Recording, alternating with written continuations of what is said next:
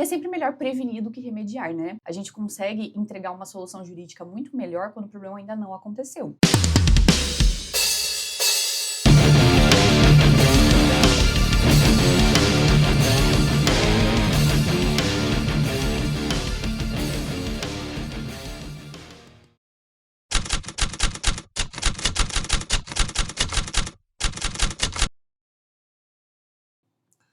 Sejam muito bem-vindos a mais um episódio do Somax Cash, um podcast para o empreendedor, para o gestor e para os assuntos de política, gestão, tecnologia, conformidade e privacidade de dados. Um oferecimento dos nossos apoiadores Magras que tem, obviamente, aí um dos melhores produtos, uma clínica de estética fantástica, com produtos naturais, tratamentos específicos. Olha, se você ainda não entrou em uma clínica da Magras, essa é a sua grande oportunidade. E hoje nós vamos falar de um tema muito importante. Eu já vou apresentar aqui a nossa convidada, super especial, e ela vai falar um pouco. Na verdade, não, eu vou dar só um spoiler, que é a questão tributária no Brasil. Poucas pessoas são estudiosas no assunto, tem muita gente perdida, e estou trazendo aqui uma especialista, uma estudiosa no assunto, doutora Renata. Muito Seja obrigada. muito bem-vinda. Obrigada. Esse tema é bem... está bastante repercutindo agora, né, recentemente. E realmente é bem interessante. Eu acho que vai ser bem bacana a gente conversar sobre isso.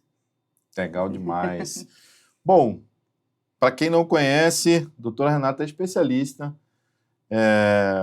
na parte tributária e no direito tributário, então ela tem total autoridade para estar aqui falando, mas mais do que eu falar, do que o Damião está apresentando, doutora Renata, se apresente, por favor, por gentileza. Então, eu sou advogada, atuo especialmente na área empresarial e societária. Então, o que engloba, né, a parte empresarial engloba, na verdade, todas as outras áreas do direito, né? Então, quando a gente fala de assessoria jurídica empresarial, estamos falando da parte tributária, estamos falando da parte trabalhista, então estamos falando de todas as áreas. Eu sou advogada há 7 anos e trabalho com empresas já fazem 4 anos. E sou de Curitiba, moro em Balneário Camboriú faz 10 anos já.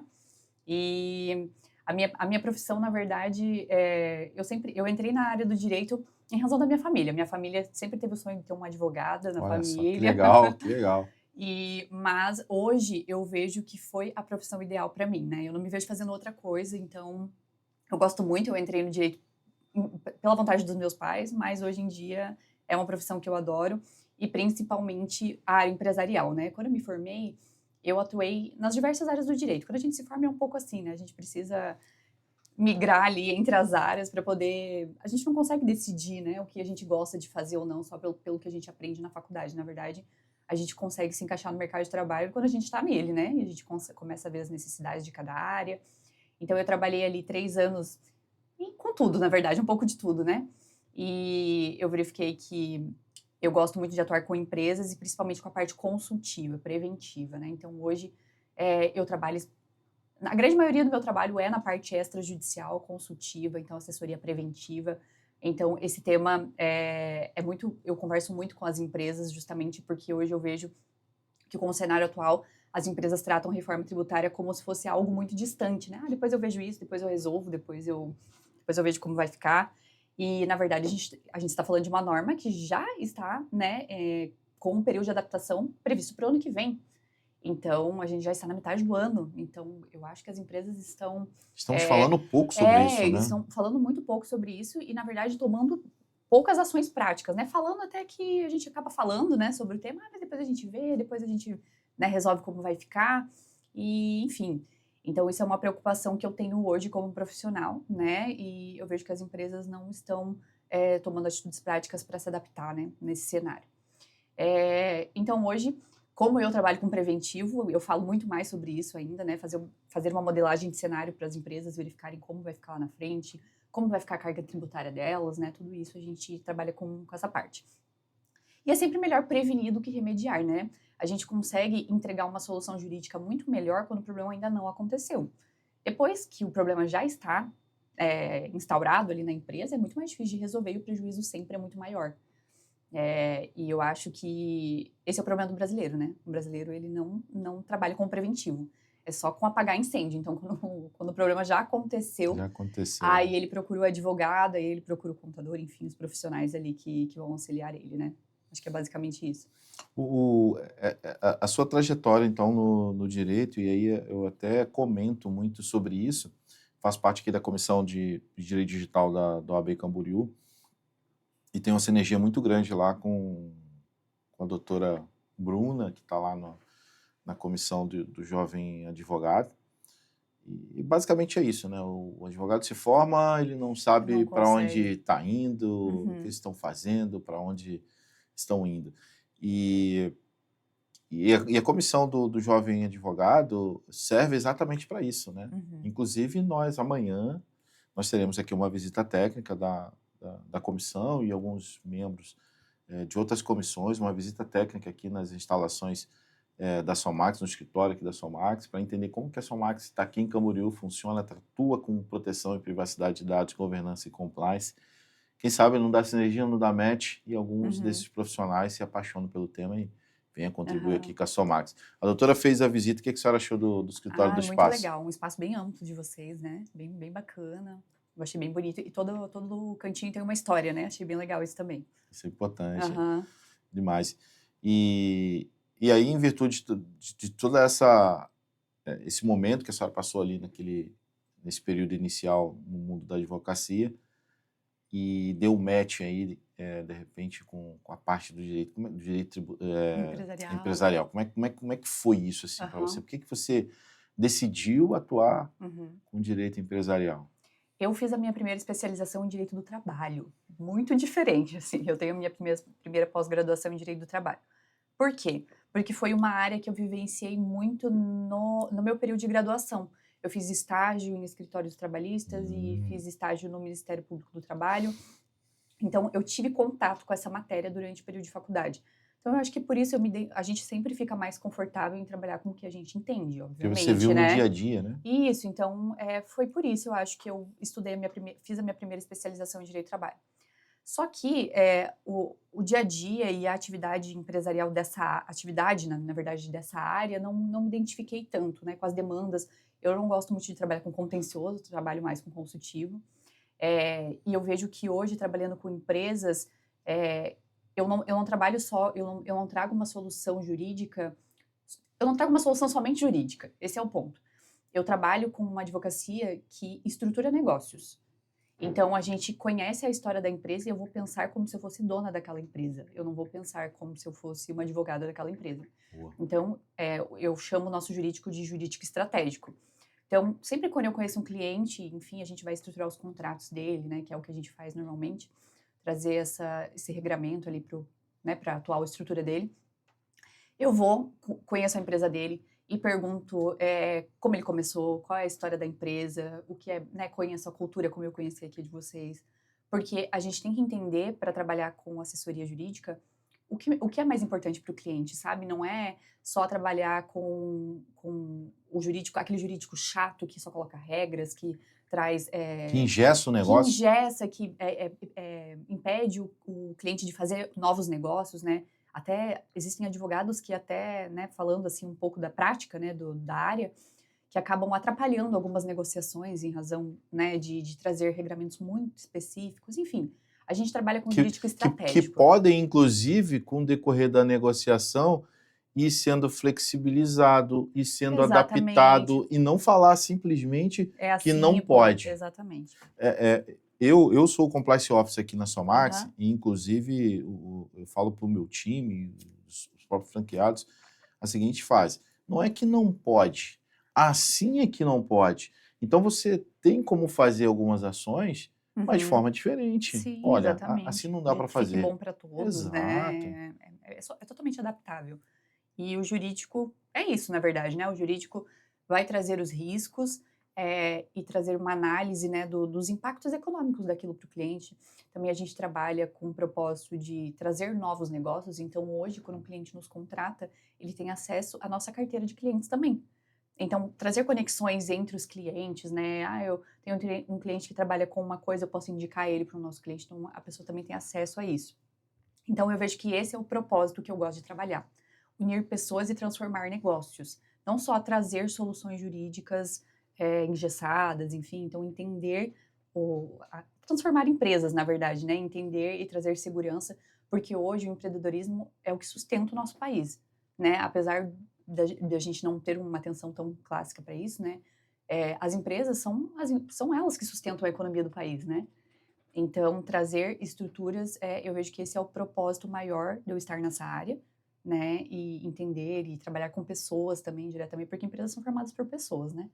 E trazer essa segurança jurídica para que eles consigam estruturar o negócio e consigam crescer. A gente tem empresas também que começaram conosco pequenas e a gente trouxe toda a estrutura desde o início e a gente vê como isso é importante. Então, se você tem uma assessoria desde o início do negócio, você chega muito mais longe. Então, hoje, quando um empresário vai abrir um negócio, ele pensa em contratar diversos profissionais. Ele pensa em contratar o marketing, alguém que vai desenvolver a identidade visual, o contador, que é indispensável, mas e o advogado? Será que o advogado também não faria toda a diferença desde o início do negócio? Eu digo que sim, com certeza, porque tem empresas que a gente conheceu num porte muito menor e que hoje cresceram de forma exorbitante, assim, né? E elas têm estruturas jurídicas desde o início. Isso trouxe muita segurança e trouxe a prevenção dos litígios, não existem processos judiciais tramitando o nome dessa empresa. Enfim, então é muito importante. Eu acho que a gente tinha que criar maior essa cultura, sabe, de Sim. prevenção.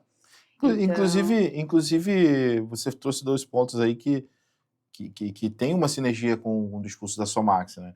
Porque a gente fala exatamente isso. Quando o empresário... E, lamentavelmente, hoje demonizam o empresário. É como se o empresário fosse o vilão da história. O inimigo, né? Mas o empresário é que faz todo o ecossistema funcionar. As pessoas hoje possuem empregos porque tem que ter uma empresa, tem que ter um empresário. E o que a gente fala aqui na Somax? Que nas escolas não se ensina ninguém a aprender a ser empresário. Ensina sempre a pessoa a ser o funcionário. E tá tudo bem, mas poderia ensinar também, quer ser empresário? Você precisa disso, disso e disso. E quando você traz assim a visão de que o conceito que você leva na sua assessoria é de estrutura jurídica dentro do negócio para um crescimento, né? Uma estrutura inteligente. É fantástico. A gente também fala sobre isso, porque você precisa de um contador, você precisa de um advogado para te orientar, e hoje, com a proteção de dados, você precisa de um DPO, porque é uma obrigação legal desde 2020. Então, não há como você crescer de forma correta, você ter um número de contencioso muito menor, se você não estiver, obviamente, orientado. Fantástico. Com certeza. É isso mesmo. Acho que os propósitos se alinham aí um pouco, né? Sim, com certeza. E vamos lá, falando sobre o tema principal do nosso bate-papo. Que monstro é esse aí de reforma tributária que já aconteceu? O que vai acontecer, na verdade, nos próximos meses e nos próximos anos, doutora? Conta um pouquinho pra gente. O nosso sistema tributário é muito complexo, né?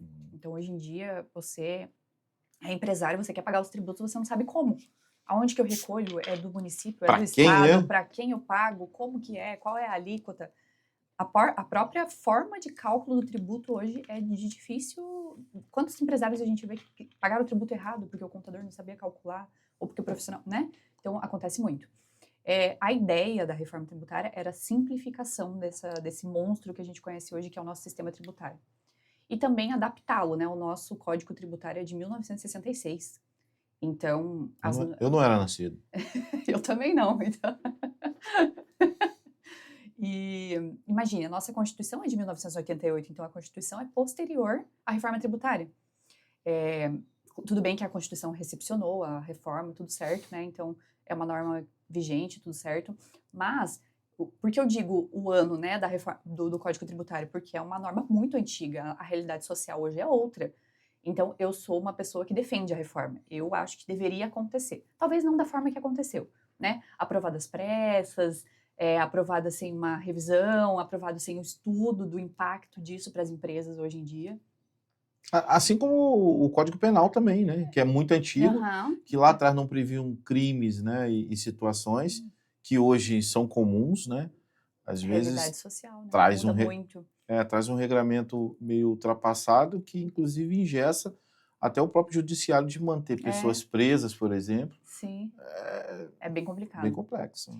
E então eu sou uma defensora de que a reforma deveria acontecer, não da forma que aconteceu. Então, não da forma que aconteceu, por quê? Porque estamos falando de uma norma muito extensa.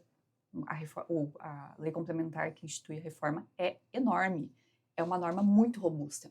Então, ela necessitava de mais atenção, né? Mais atenção para estudo, mais atenção. Não foi feito nenhum impacto do que ia acontecer com as empresas, se as empresas estavam preparadas para recolher o tributo da forma que vai ser instituído. Não foi feito esse estudo. E como vai ser esse recolhimento?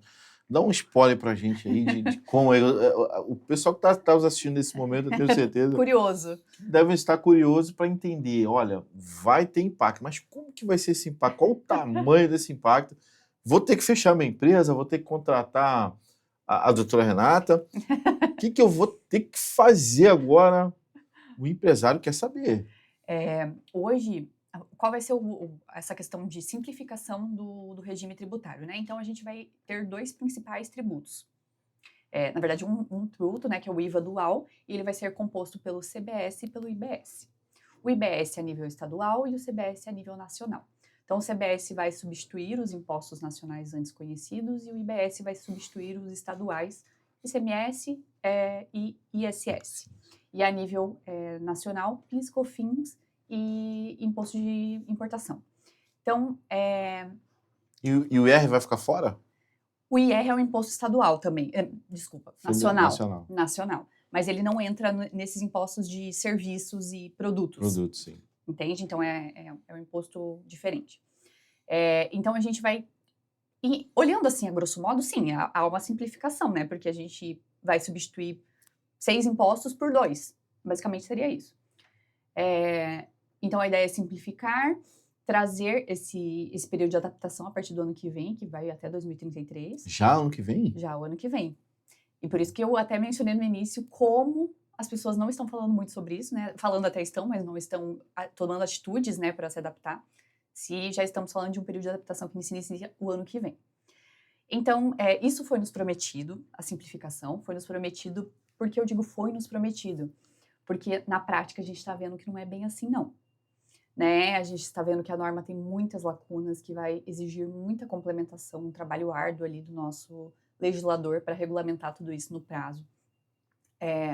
Então, a gente, enfim, existe uma série de coisas que irão acontecer que no fim do dia eu acho que não vai haver simplificação nenhuma. Imagine você operando com 2 regimes vigentes, porque é isso que vai acontecer. Em muitos períodos, os empresários terão que recolher impostos pelo regime vigente e pelo que, né? Mas... Então, eles vão recolher... Pessoal, para tudo.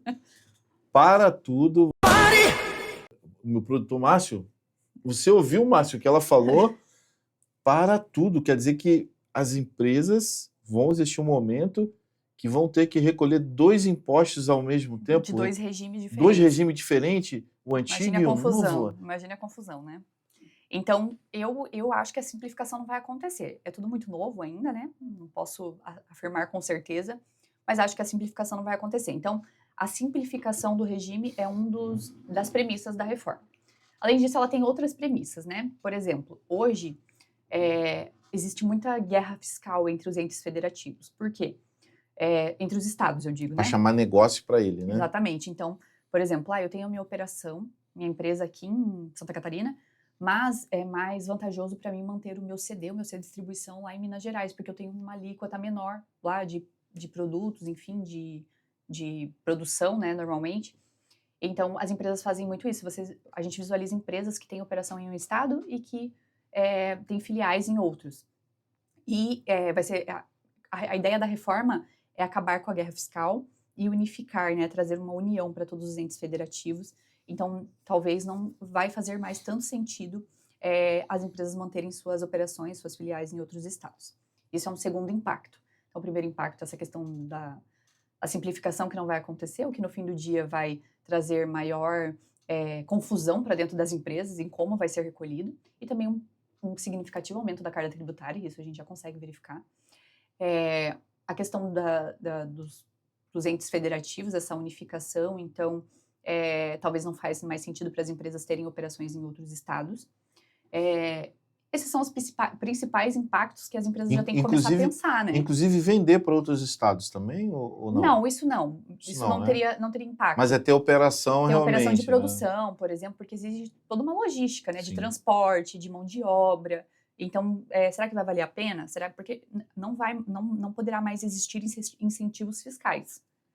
Então, na verdade, empresas que fazem isso fizeram um estudo e verificaram que elas, estruturando uma operação em outro estado, montando um centro de distribuição, imagine, isso é muito custo, né?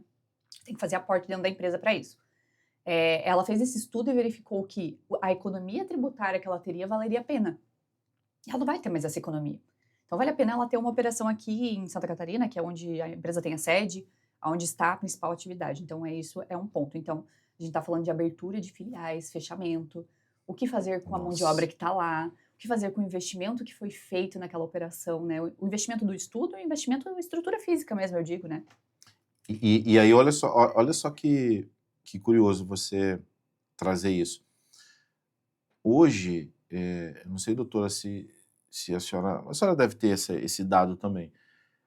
Mão de obra no Brasil está muito difícil. Escasso. Está Muito escasso. É escasso. inacreditável, Em todas as né? áreas, né? Muita gente desempregada e falta mão de obra. São dois números, efetivamente, que não batem. Não batem. A gente não consegue fechar essa conta. É inacreditável. E, por exemplo, eu tenho amigos empresários que têm operação de desenvolvimento e de gestão em estados do Nordeste, por exemplo.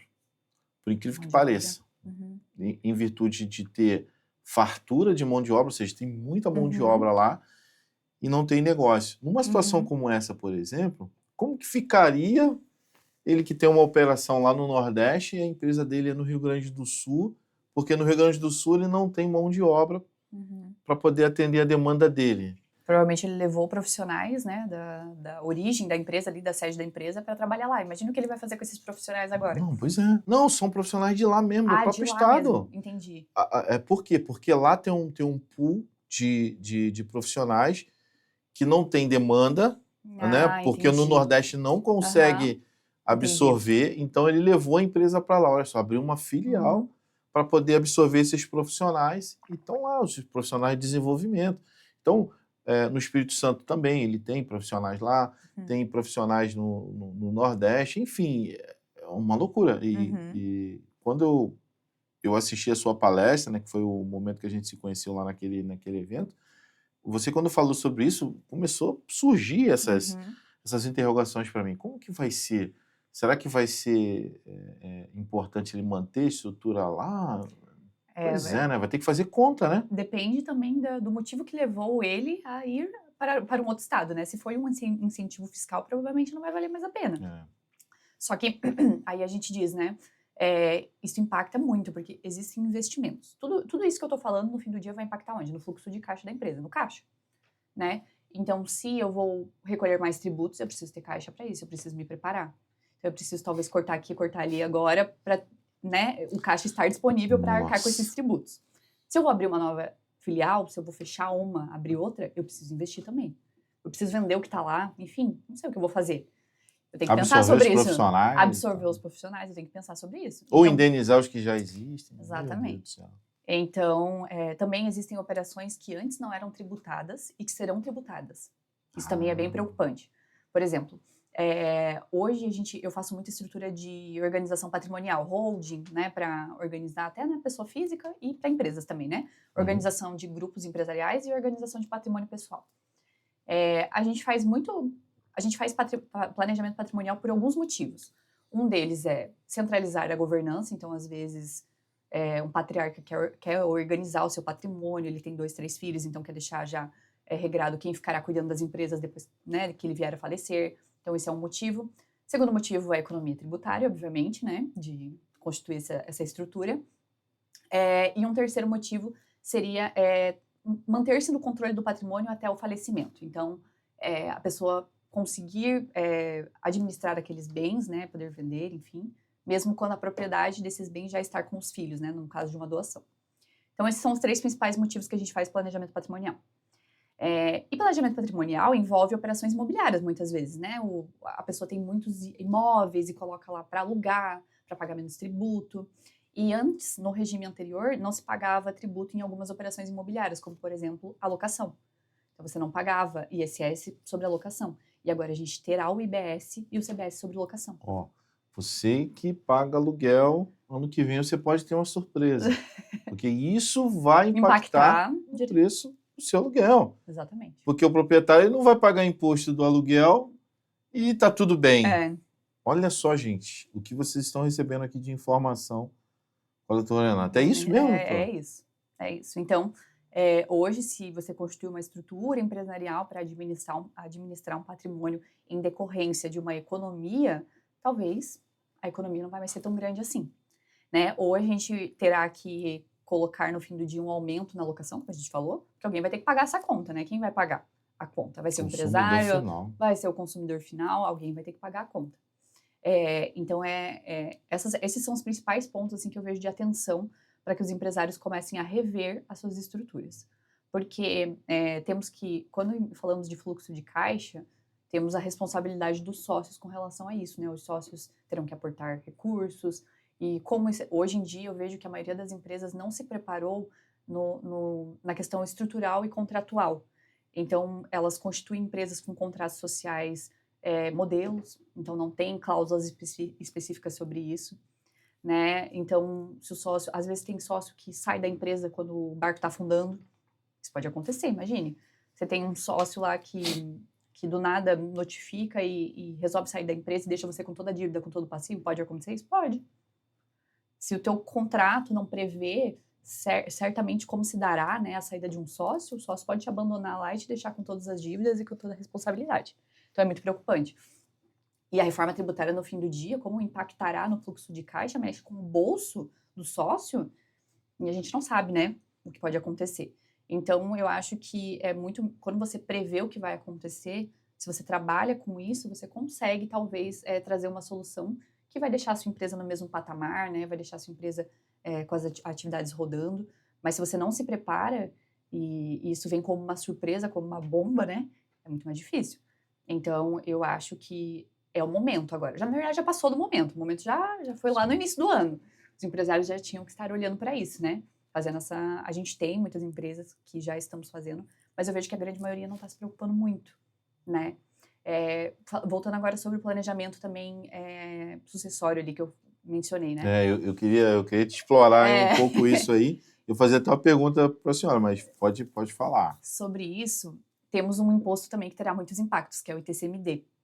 O ITCMD é o imposto de transmissão causa-mortes e doação. Então, toda vez que a pessoa falece, ela paga sobre a herança, né, para transferir para os herdeiros, e também se doa o patrimônio em vida, esse imposto tem incidência, né? Olha aí, produção, olha isso, produção. Esse imposto é novo, então? Não, esse já existia. O que a gente terá serão adaptações na alíquota. Ele já existia, e hoje, com o planejamento sucessório, a gente conseguia trazer algumas economias com relação a ele, né? A gente conseguia estruturar alguns planejamentos para trazer economias com relação a ele. Mas com a reforma, como uma das premissas é justamente a unificação dos entes tributários, ali, unificação do regime, né? A ideia é que não haja alíquotas abaixo de 8%. Então, será uma alíquota nacional, todos os estados terão que adaptar as suas legislações, porque essa lei, esse imposto, ele é estadual. Então, cada estado tem a sua lei para regrar ele, né? Como ele funciona. E hoje, alguns estados têm alíquotas fixas, por exemplo, São Paulo, 4%. Alíquotas menores chegam... Tem estados que têm alíquota de até 3%. No Amazonas, se não me engano, é 3%. Então, é uma alíquota baixíssima. Em Santa Catarina, obviamente, a alíquota é 8%, né? Nossa. Santa Catarina é um estado que gosta também de instituir alíquotas altas. Mas agora haverá esse regramento de obrigatoriedade, que esse imposto seja progressivo. E essa progressividade traz um aumento do recolhimento muito maior. Então, os estados terão que se adaptar e trazer esse novo regulamento. Então, quem ainda não fez planejamento patrimonial, eu oriento a fazer agora, esse ano, porque normalmente o planejamento patrimonial demora para ser implementado, a gente tem projetos que a gente demora até 1 ano para conseguir fazer a implementação, para que a gente consiga ainda talvez recolher na alíquota menor. Esse não tem muito o que fazer mesmo, é um regramento onde os estados terão que se adaptar. Então, a minha orientação sobre isso é faça agora. Faça agora que ainda dá tempo. Ainda dá tempo. Ainda dá tempo. E falando um pouco sobre questões societárias, e sei que a senhora também é especialista no assunto, é o seu skill, me chamou a atenção sobre as questões que você trouxe, quando o barco está afundando, aí um sócio pode pedir para sair, na verdade ele não pede, ele só notifica, né? Notifica E fiquem com tudo isso aí que vocês quiserem, tá tudo bem. Isso se protege como? Acordo de sócios? Aqui na Somax, por exemplo, nós temos um acordo de sócios e que a gente deixou ali algumas regras específicas para que não tenha surpresa. Não tenha surpresas, né? Isso é uma boa prática? Uma ótima prática. Uma ótima prática que vocês já estão à frente, na verdade, né, da maioria das empresas que não se preocupa com isso. Isso é muito importante. A gente não colocou no contrato social, porque um contrato social ali é padrão e tal, mas a gente, por trás do contrato social, a gente tem um acordo de sócio. Não, é ótimo. O contrato social é importante também, tanto quanto o acordo de sócios, porque existem algumas regras que precisam estar previstas no contrato social. Opa. Por quê? O contrato social ele é um documento público, ou seja, qualquer pessoa pode acessar. Se eu colocar o CNPJ lá da sua empresa hoje, eu consigo tirar o contrato social da sua empresa, na ajuda comercial. E o acordo de sócios é um documento interpartes, então entre as partes. Por que é importante algumas regras estarem no contrato social? Para fins de oponibilidade contra terceiros. Então, são obrigações que vão afetar terceiros de alguma maneira. Então, por exemplo, direito de preferência, né? Quando eu vou vender a minha participação, meus sócios têm o direito de comprar primeiro, né? O direito de preferência é isso. Por exemplo, você quer vender a sua parte na empresa, você está vendendo para um terceiro. Você tem que oferecer para os seus sócios primeiro. Isso impacta no terceiro. O terceiro precisa saber se existe essa regra na tua empresa. Então, isso tem que estar no contrato social. Esse é um exemplo, né? Agora, regras mais, assim, de direito de retirada, enfim, a gente pode trazer para o acordo de sócios, mais tranquilo. Hoje, a gente não pode... Poder a gente pode, né? O papel aceita tudo. Mas a gente não consegue manter em pé uma cláusula que proíbe o sócio de sair da empresa. Ninguém é obrigado a se manter em sociedade. A gente não consegue. Isso, quando para lá no judiciário, declarado nulidade, o sócio consegue sair. Então, a gente não consegue colocar no contrato social que o sócio não pode sair. Se a sociedade é por prazo indeterminado. Se a sociedade é por prazo determinado, por exemplo, para um empreendimento específico, eu constituí essa empresa para executar esse empreendimento, isso é prazo determinado. Aí é mais difícil o sócio sair. Agora, quando a maioria das sociedades é por prazo indeterminado, né? Então, como é que a gente consegue fazer para proteger a empresa sobre isso? A gente consegue colocar um período de transição, por exemplo. Nos próximos 3 anos haverá um aumento significativo de aportes que os sócios terão que fazer em razão da reforma tributária, né? Então, haverá um período de adaptação onde o caixa da empresa irá sofrer e os sócios terão que investir para que seja construída uma nova sede. Durante esse período, nenhum sócio pode sair da empresa. Eu posso colocar uma cláusula assim, durante esse período, durante 3 anos. Não pode ser indeterminado. Isso, é uma cláusula de lock-up, que a gente chama, né? Então, um período que o sócio não poderia sair da empresa. Poderemos regrar dessa Retirada forma. suspensa nesse período. Isso, a gente pode colocar dessa forma. Forma de pagamento também, se o sócio sair. Porque, além de tudo, se a tua empresa estiver no prejuízo, o sócio tem direito a receber a participação dele. Obviamente que será apurado, se a empresa, né, tem um valor econômico, né, se fosse vendida, mas ele tem direito a receber haveres. Então, a gente pode colocar uma forma... Não pode dizer que é à vista, né? Se não está Sangrar previsto... o caixa da empresa. Exatamente. Se não está previsto, é à vista. Esse é o ponto. Eu brinco, eu falo muito, né? Inclusive, ontem eu estava conversando com um cliente, falando sobre as questões legais que são necessárias colocar em contratos, em cláusulas, em termos, em políticas. Aquilo que não está escrito não é proibido. Aquilo que você diz que não pode, isso aqui não pode. Está escrito que não pode? Não, então pode. Uma coisa que eu costumo também muito falar para os empresários é sobre o sócio que não trabalha. Eu adoro usar essa analogia, porque a maioria dos conflitos societários... Sócio não é função, doutora. Exatamente. Meu sócio Alain, grande abraço, ele fala muito sobre isso, e desde o primeiro dia que a gente constituiu essa sociedade, ele sempre falou, pessoal, sócio não é função, Uhum. sócio precisa Não tem trabalhar. obrigação de trabalhar, se ele não quiser. Não é função.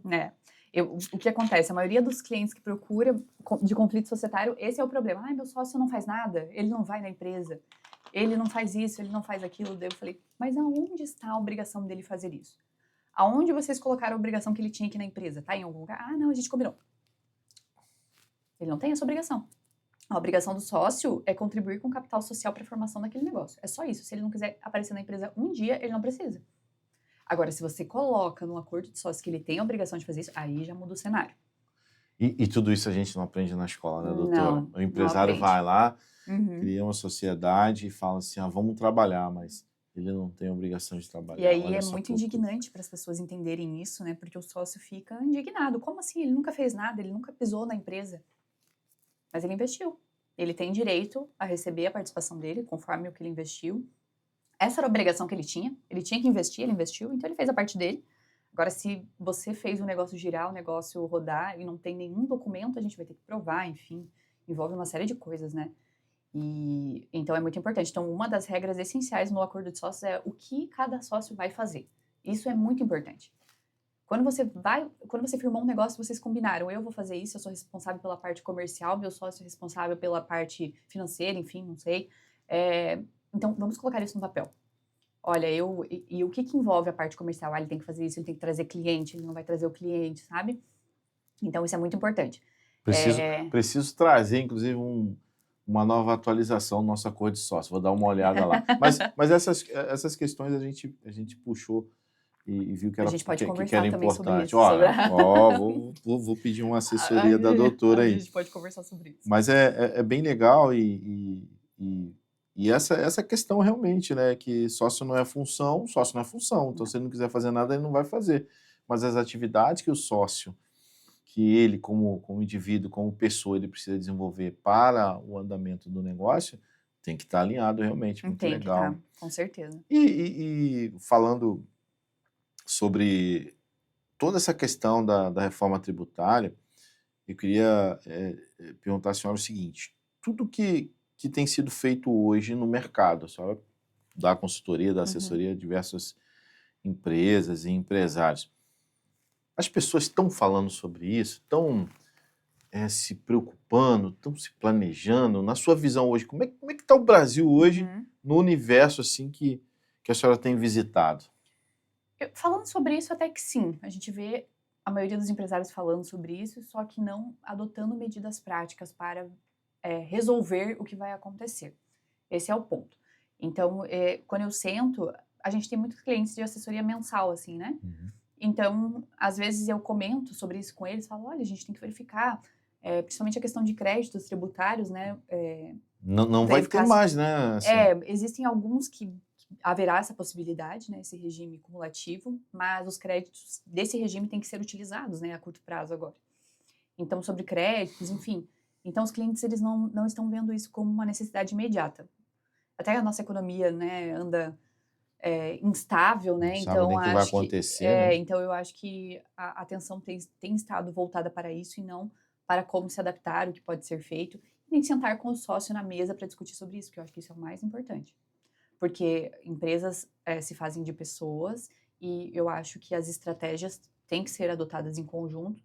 Então, eu vejo que muitas empresas no Brasil não estão preparadas e vão sofrer a ponto de fechar. Enfim, eu vejo muitas empresas fechando nos próximos anos com essa questão da reforma. É uma crise sem precedente. Exatamente. Que está por vir e tudo isso talvez por não só a falta de preocupação, mas a falta de planejamento, principalmente. A falta de planejamento do empresário e do governo também, que não fez um estudo mais aprofundado a respeito disso, né?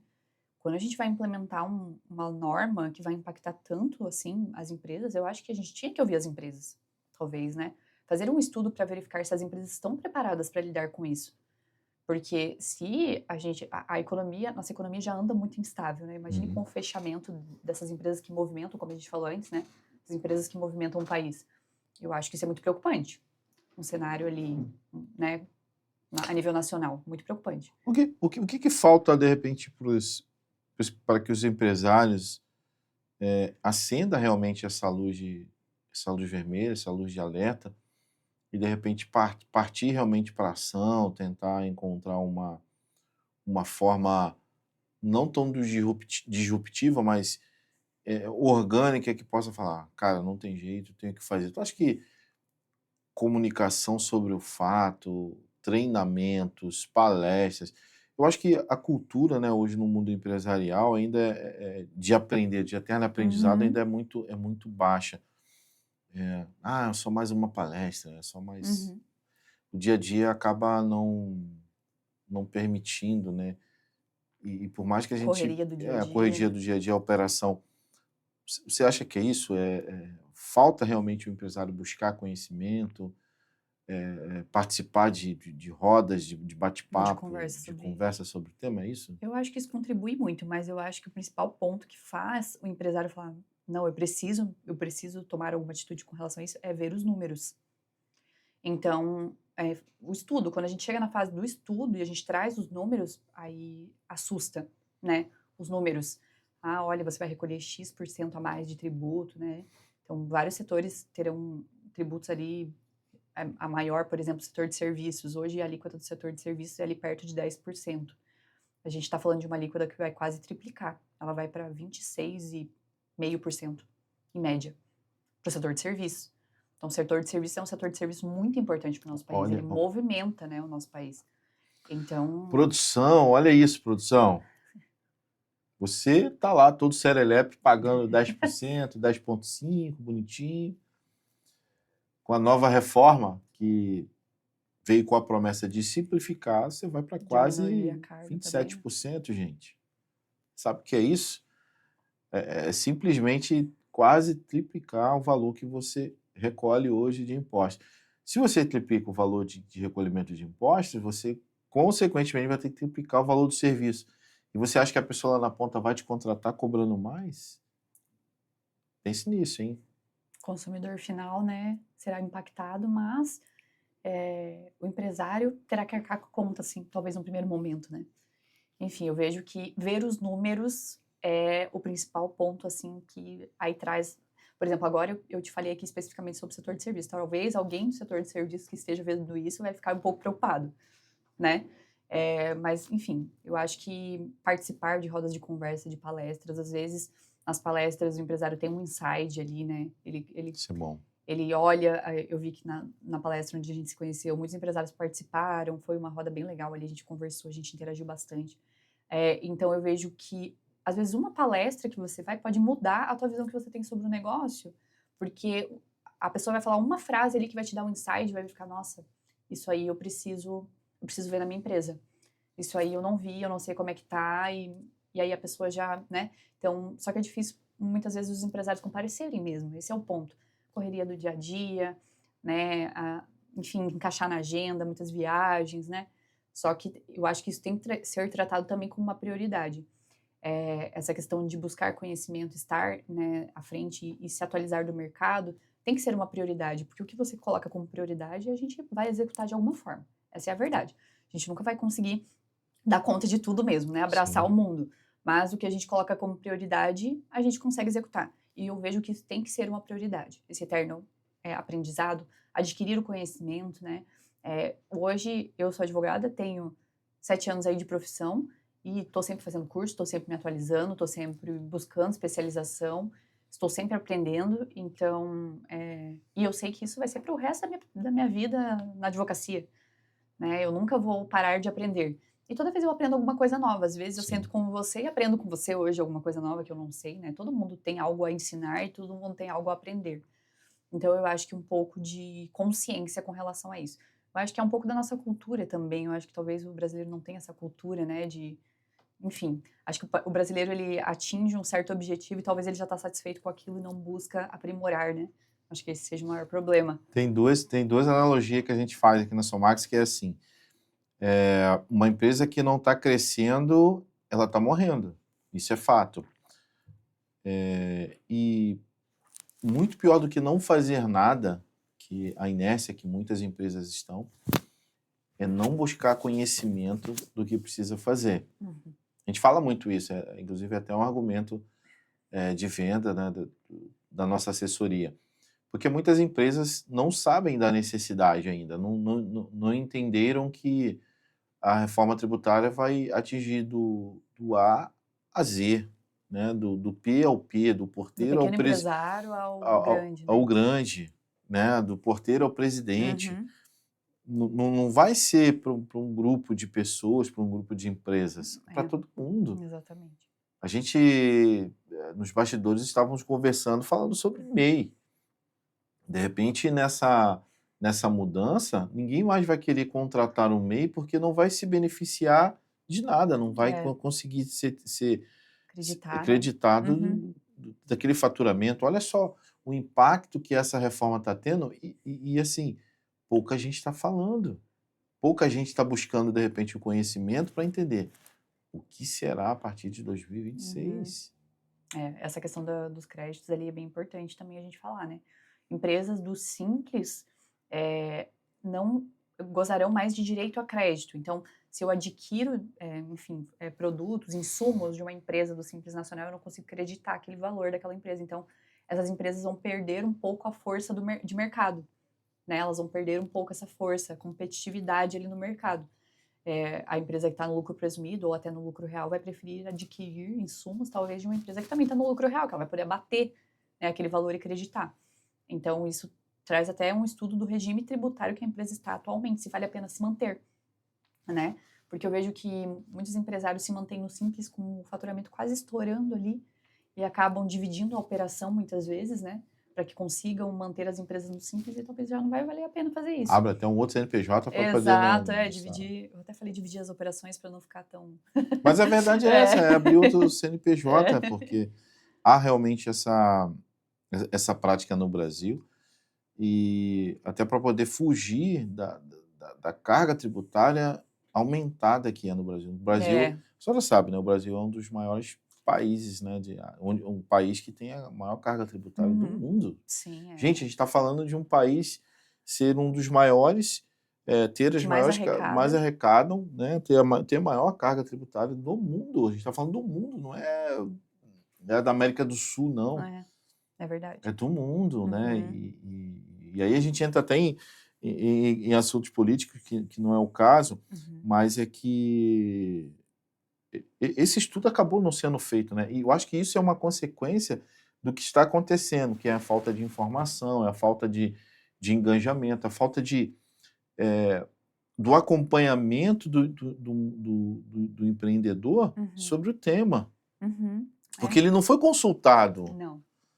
E eu penso que talvez se tivesse acontecido essa preparação prévia, né, esse estudo, talvez o empresário estivesse mais consciente dos riscos e talvez a gente nem estaria tendo essa conversa sobre a importância dos empresários, né, buscarem e saberem como vão se adaptar.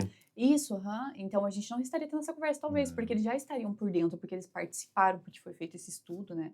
Enfim, a reforma tributária ela foi aprovada às pressas, né. Foi uma norma que enorme, né? Uma norma enorme, que se você for ler, é uma coisa que não acaba mais de artigo, e foi aprovada às pressas. A reforma, ela, até falando um pouco agora do procedimento de aprovação, muito se discute, né, sobre a validade do procedimento que aprova essa norma. Por quê? A reforma, ela é uma norma, ela é uma emenda constitucional, então ela está abaixo da Constituição e acima das leis ordinárias. O que isso quer dizer? Ela tem um status infraconstitucional, ela só está abaixo da Constituição. É uma norma muito importante, né? Na hierarquia de normas e legislação. Na hierarquia das normas. Ela está só abaixo da Constituição. E é muito importante falar sobre isso, porque nós, profissionais juristas, aplicamos muito essa hierarquia de normas quando estamos falando de conflito. Então, saber que norma eu aplico àquele caso concreto. Então, a gente utiliza a norma hierarquicamente superior, quando a gente está diante de um conflito. Isso é uma lei federal, exatamente, a estadual e a municipal. Exatamente. A federal se sobrepõe, né? Isso, exatamente. E como se trata de uma emenda constitucional, existe um procedimento bem rigoroso de aprovação. Como é que funciona? A norma se inicia ou no Senado ou na Câmara, e a Câmara, esse caso iniciou na Câmara, né? A reforma iniciou na Câmara. E o outro órgão, né? Outra casa, o Senado funciona como órgão revisor da norma. Então, essa norma se iniciou na Câmara, o Senado funciona como revisor. Exige um quórum qualificado para aprovação, então tem que ser aprovada por 3/5 dos membros em 2 turnos, e isso não foi feito. Ela foi aprovada por 3/5 dos membros, mas não foi em 2 turnos. E ainda, um ponto que eu vejo bem grave também. No mesmo dia, inclusive. No mesmo dia. Tem mais esse detalhe também. E Bota uma sessão de manhã, uma outra foi tarde. dessa forma, exatamente, foi dessa forma. E exige essa regra justamente para que tenha esse período Debates, para que eles né? analisarem e para que debatam, e não houve isso, né? E não houve também a revisão. Por exemplo, se há alguma alteração significativa na norma em uma das casas, por exemplo, se vai para o Senado e o Senado faz alterações, tem que iniciar a aprovação de novo, em uma nova sessão. Descaracterizou a norma, não tem Isso, como aprovar com as emendas. E aí o que aconteceu? Em uma das casas, a reforma passou por uma adição de quase 300 artigos, e quando voltou para a casa revisora, foi dito que não houve alterações significativas, que não precisava de nova aprovação, e foi aprovado. Eu penso que 300 artigos demonstra uma mudança bem significativa, imagine. Mais de um terço. Imagine. E ainda assim, com relação às sessões, né? Então, exige-se que essas sessões de aprovação aconteçam com um período de distância ali. Isso está previsto no regimento interno ali das casas, né? Então, um período ali de, não me lembro agora se é 8 ou 10 dias. Então, uma sessão de aprovação tem que acontecer num dia, e daqui a 8 dias a próxima sessão de aprovação. E isso não aconteceu, foi no mesmo dia. Para que surjam discussões, debates, tem um tempo dúvidas, de analisar também, manifestação da sociedade. Olha, exatamente. se seguir com esse texto aqui, vai ter problema por isso. Os impactos, Os né? impactos. E aí foi aprovado no mesmo dia. E mais uma questão que foi muito criticada pelos juristas é porque houve aprovações à distância. Claro que, hoje em dia, na realidade que vivemos, eu não vejo isso como um problema em si, mas nunca houve isso na história das legislações. Nunca houve uma aprovação à distância. Todo mundo queria ir lá, Todo botar mundo a tinha cara, que votar sair. presencial, exatamente. Presencial. E essa também teve essa questão de aprovação à distância. Então, muito se questiona também sobre a validade em decorrência disso. E, além disso, a inconstitucionalidade dessa norma decorre da questão da autonomia dos entes, que eu até mencionei no início. Cada ente federativo, os entes federativos, quando eu digo, é município, estados e União. Uhum. Os entes federativos, eles têm suas autonomias, eles podem instituir os seus tributos, eles podem arrecadar. E nesse caso, a gente está centralizando a arrecadação toda na União. Então, os estados irão sofrer, eles precisarão arrecadar de outro jeito. E aí que eu falei do ITCMD, o ITCMD continua sendo estadual, por isso a alíquota do ITCMD pretende dobrar e aumentar muito, porque eles precisam arrecadar. Arrecadar mais para poder manter a compor a estrutura também, né? Uma estrutura cara pra caramba, né? O Estado hoje pesa, né, no bolso, né, no cofre. Né? Então, alguém vai pagar essa conta. Não sabemos quem, né? Em qual tributo eles irão instituir. Então, muito se fala sobre a validade dessa norma, muito se fala. E talvez com a mudança de governo, né, nos próximos anos a gente tenha essa discussão sobre isso. Mas eu acho um pouco mais confuso, né? Os empresários já estarão em período de adaptação e trazer Nossa. Imagine, é inconcebível a gente pensar sobre isso, Revoga tudo e volta do zero. De repente acontece isso, pessoal. Olha só que loucura. Reforma tributária talvez possa ter um revés com relação ao cenário político e várias situações que foram elencadas aqui pela doutora, inclusive situações de inconstitucionalidade. Olha só que loucura. Uhum. Então, o que hoje é pior pode ficar ainda pior. Né? O que é ruim pode ficar ainda pior, tá? Só para vocês terem uma ideia como o assunto é complexo. Doutora, para a gente encaminhar aqui para os nossos finalmente, e aí desde já quero estender um outro convite para você voltar aqui para a gente falar sobre toda essa importância da gestão societária, sucessória. Vamos aprofundar o tema, que eu gostei muito, isso é muito importante. E talvez você, empresário, tenha a sua sociedade, teu negócio hoje é um sucesso, mas e amanhã, se acontecer alguma coisa, você está preparado? Você tem, no mínimo, um acordo de sócio. Talvez você não saiba nem o que é um acordo de sócio e o que você pode colocar. E dando até um spoiler do nosso próximo bate-papo, a gente marcar um novo podcast para falar sobre isso. Eu queria fazer uma pergunta algumas perguntas, na verdade, final, é uma dinâmica Uhum. que eu gosto de fazer com todos os convidados Uhum. que aqui estão, e é um bate-pronto, né? Uhum. Até para a gente conhecer melhor o perfil da doutora. Uma, uma prerrogativa que você não abre mão na sua vida. Prerrogativa em qual área, assim? Na vida pessoal, vida profissional, assim, que Aham. você não abre mão. Excelência. Eu, trabalho com excelência em todas as áreas da minha vida. Tudo o que eu faço, eu gosto de dar o meu melhor, o meu máximo. Isso se aplica para minhas relações pessoais, se aplica para o meu trabalho. Então, eu sempre faço tudo com muita excelência. Dando o meu melhor, não digo que é o melhor que pode ser entregado com relação àquela matéria, não. É o melhor que eu posso entregar. Então, eu sempre faço tudo com muita excelência, busco sempre me aprimorar, enfim, me desenvolver como pessoa, como profissional. Então, eu acho que excelência é uma palavra que traz bastante premissa para todas as áreas da minha vida. Legal. Um sonho. Um sonho, filhos. Eu ainda não tenho filhos, então filhos é um sonho. Se meu namorado estiver assistindo, inclusive, ele vai. Ó, tá vendo? Aham. Filhos. Ó, a doutora já falou, hein? Aham.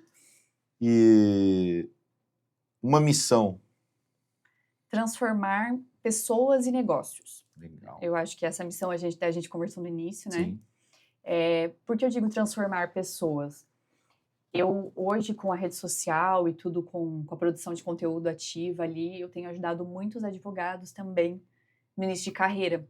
Eu sou uma advogada jovem, né? Existem muitos Legal. advogados com mais experiência, enfim, mais tempo, né? Só que hoje em dia eu costumo dizer para os jovens advogados que o tempo é muito relativo, a experiência é muito relativa. Eu posso trabalhar 20 anos no mercado e não ter a experiência que eu adquiri hoje com estudo, com dedicação, com atuação prática. Então, hoje, o mercado da advocacia é muito concorrido, né? Existem muitos advogados que se formam, muitos, muitos, inúmeros. Se a gente pegar os dados, a gente fica chocado com a quantidade de advogados que existem no Brasil. Mas a gente tem dificuldade de contratar no escritório. Incrível, né? A gente tem dificuldade, a gente fica com o processo seletivo aberto meses e a gente não consegue contratar.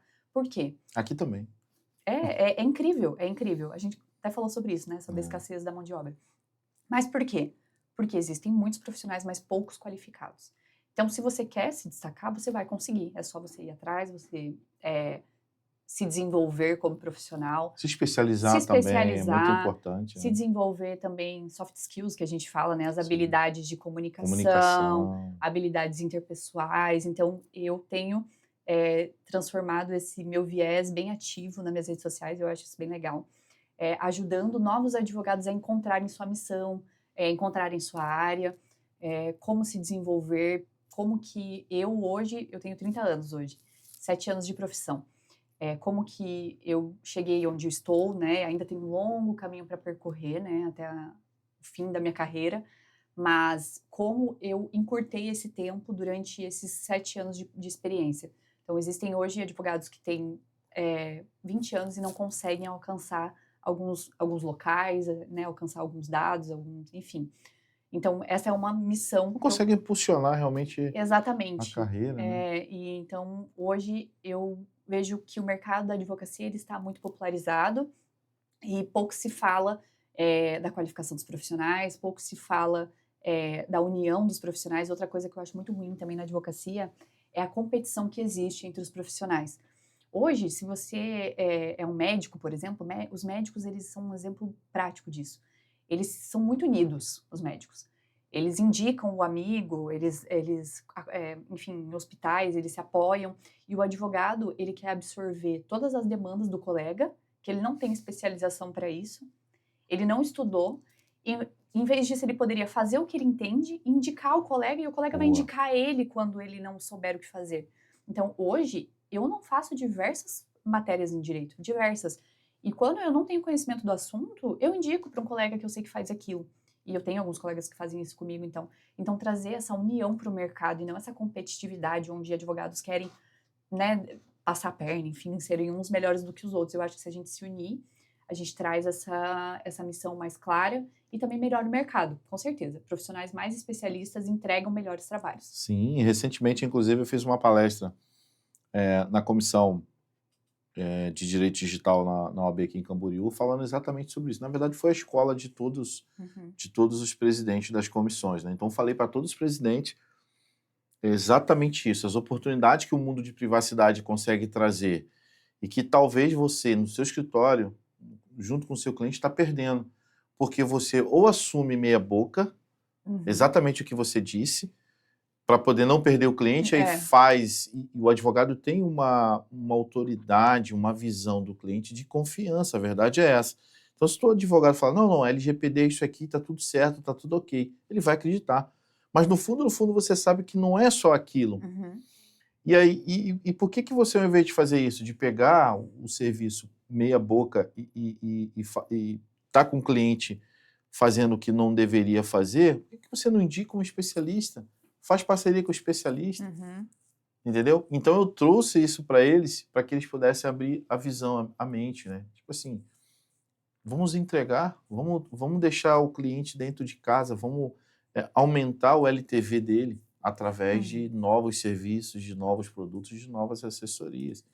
Mas é algo cultural que, lamentavelmente, foi como você disse, os médicos são unidos e os advogados, né, são desunidos nesse aspecto.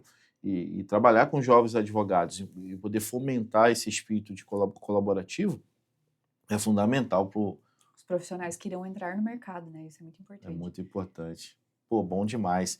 Bom, para encerrar, deixa uma dica aí para o empresário que está nos assistindo, que não sabe ainda daquilo que ele precisa fazer sobre reforma tributária, não sabe do tema. Deixa uma dica para ele aí, doutora.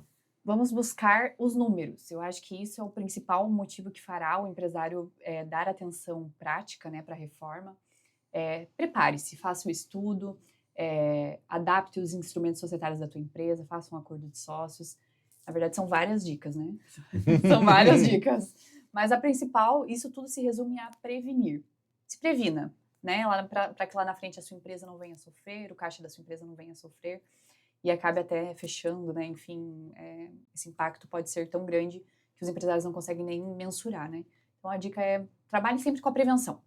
Eu trabalho muito com preventivo e eu digo que empresas que estão conosco, que trabalham com preventivo, vão muito mais longe, muito mais longe. Desde já gostaria de agradecer muito eu que agradeço o convite. A sua presença aqui e com certeza foi um episódio do nosso podcast muito rico de informações relevantes, não só para que os empresários tomem conhecimento do que está para acontecer, mas que as pessoas, a audiência que está nos assistindo, entendam que vai além do básico. A gente trouxe aqui informação, a doutora trouxe informações muito importantes. Eu que agradeço, foi um prazer estar aqui com você e vamos para a próxima conversa, acho que vai ser muito interessante também, nossa próxima conversa. Legal demais, doutora. Obrigado! Obrigada! Valeu!